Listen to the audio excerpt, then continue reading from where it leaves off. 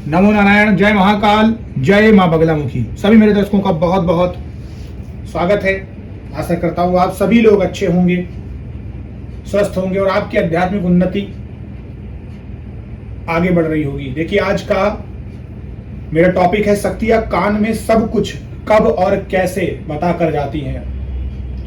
शक्तियां जिन्हें हम दिव्य शक्तियां बोलते हैं, भगवान बोलते हैं, जिन्हें हम इंग्लिश में गॉड कह सकते हैं। कई धर्मों में अलग अलग उसके नाम हैं, उसका स्वरूप है। हमारे हिंदू धर्म, सनातन धर्म में 33 कोटि के प्रकार हैं, कई कई जगह में करोड़ों और कई कई जगह में 33 प्रकार का भी वर्णन देखने को मिलता है। यहां पर कितनी भी संख्या क्यों ना हो, एट द एंड में हमारी जो मनोकामना होती है उनको जो पूर्ण करने वाले सुपर नेचुरल पावरफुल गॉड होते हैं, वही दिव्य शक्तियां हैं। हम उनकी पूजा कभी कभी लोभवश भी करते हैं, कभी कभी कुछ कामनावश भी करते हैं और कभी कभी सिर्फ भक्ति और ध्यान के लिए भी करते हैं। तो अनेक लोग हैं, अनेक अंदाज है, अनेक उनका तरीका है। कब एक समय आता है जब शक्तियां कान में कहकर जाती हैं और कैसे बताकर जाती हैं। एक यहां पर समझने वाली बात यह है कि जो भी इंसान अध्यात्म से जुड़ता है, पहली बात तो वो सबसे अलग हो जाता है। जब वो सबसे अलग हो जाता है तो फिर वो एक शक्ति से जुड़ता है। वो शक्ति है परम ब्रह्म की शक्ति। जो भी इंसान विधिवत पूजन करके, नियम पालन करके जिंदगी में आगे बढ़ता है, जिंदगी में भगवान की पूजा करता है, सच्ची श्रद्धा और भक्ति से करता है, उसको निश्चित ही ईश्वर मिलते हैं। और पूरा जो खेल है वो केवल आपके स्वभाव का है। ऐसा नहीं है कि आप किसी भी भगवान के पर्टिकुलर एक दिन जो आपके इष्ट हो, उस दिन में आप वो आचरण ना करते और बाकी दिनों में करते हो और आप सोच रहे हैं कि ईश्वरीय शक्ति आपको वरदान स्वरूप सबको दे दे, कुछ दे दे। ऐसा कुछ भी नहीं हो सकता, कभी भी नहीं हो सकता। अभी जस्ट मैंने कुछ दिनों पहले एक वीडियो देखा था, बागेश्वर धाम से रिलेटेड था और वीरेंद्र शास्त्री जी ने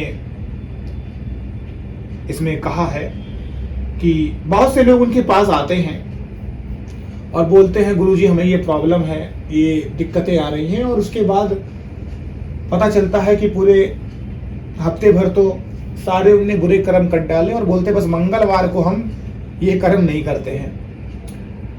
मुझे उस वीडियो को देख के आश्चर्य भी हुआ, हंसी भी आई और बात एकदम सच भी है। ये रियल लाइफ का एकदम जीता जागता सच्चा कह सकते उदाहरण है। ये रियल में बात है। बहुत से लोग ऐसे सोचते हैं कि हम बजरंग बली की पूजा कर रहे हैं तो हम मंगलवार को ना करें, हम सोमवार को ना करें, नहीं भोलेनाथ नाराज हो जाएंगे। क्या भगवान अपनी आंखें सिर्फ एक दिन बंद कर लेता है और हर दिन खोले रखता है?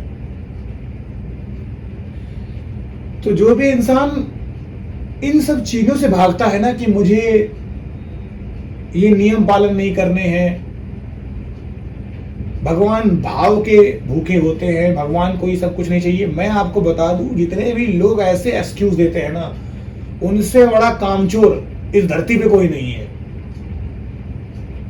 जब आप कभी भी स्कूल में भी पढ़ाई करते हो ना, तो आपको लिखना पड़ता है, आपको अपनी हेड राइटिंग को सुधारना पड़ता है। आपको हेड राइटिंग के भी आपके नंबर मिलते हैं कि कितना अच्छा आपका लेखन है, कितने अच्छे से आपने उस टॉपिक को लिखा है और क्या आपका वो टॉपिक जो प्रश्न पूछा गया उससे मैच कर। तो जब जिंदगी में आपसे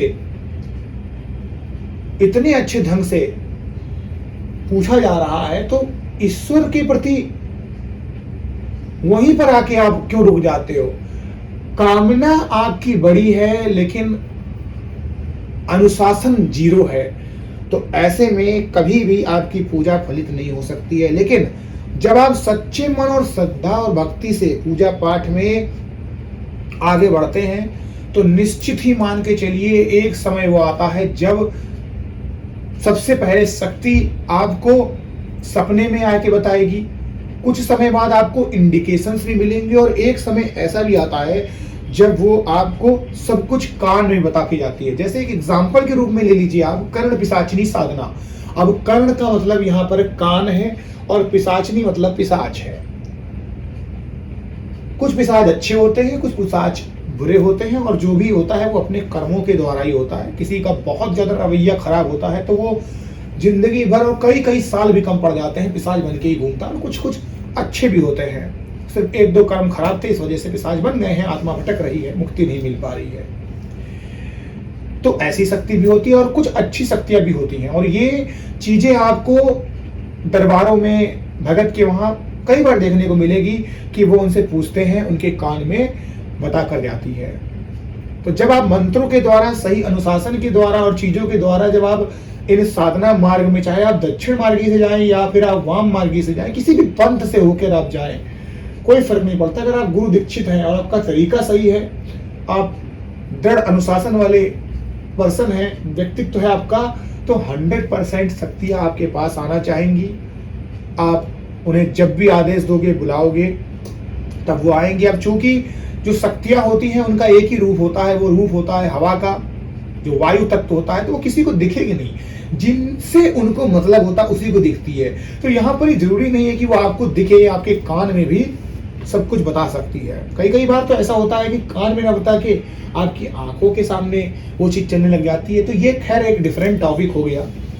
लेकिन एक समय ऐसा आता है जब शक्तियां आपके कान में आपको सब कुछ बता कर जाती है। तो ये जो समय होता है, ये समय आता है कई सालों की मेहनत के बाद। इतना आसान नहीं है और ऐसा कोई भी मंत्र नहीं होता है। कृपया करके किसी भी भ्रम में मत रहें कि आपने कोई भी एक मंत्र पढ़ा और तुरंत शक्ति आपके कान में बता दी। मंत्र सभी शक्तिशाली है, सभी पावरफुल है और जो आपके गुरुमुख से लिया गया मंत्र होता है वो और भी पावरफुल होता है, क्योंकि उसमें आपके गुरु का जप तप रहता है। वो मंत्र उत्कीलन उसका किया गया होता है, वो कीलित नहीं होता है, श्रापित नहीं होता है। और गुरु को ऐसा वरदान प्राप्त है कि उनके श्रीमुख से जब भी आप कोई मंत्र लेंगे तो वो मंत्र आपके लिए काम करेगा। तो ऐसे में फिर आपको जल्दी वो शक्तियां जिसके पीछे आप जा रहे हैं वो सिद्ध हो जाती हैं और आपको कान में बता के जाती हैं, आपको सब कुछ बता के जाती है और कभी कभी तो सामने भी आ जाती है। बस ये है कि आप उनका तेज सह पाओ। तो जो लोग मेरे चैनल पे नए आए हैं वो मेरे चैनल को लाइक और सब्सक्राइब करें। जो लोग मेरे चैनल पुराने से हैं उन लोगों का बहुत बहुत शुक्रिया, ढेर सारा प्यार। और आप सभी लोग यूं ही अध्यात्म में आगे बढ़ते रहें। जय महाकाल, जय माँ बगलामुखी।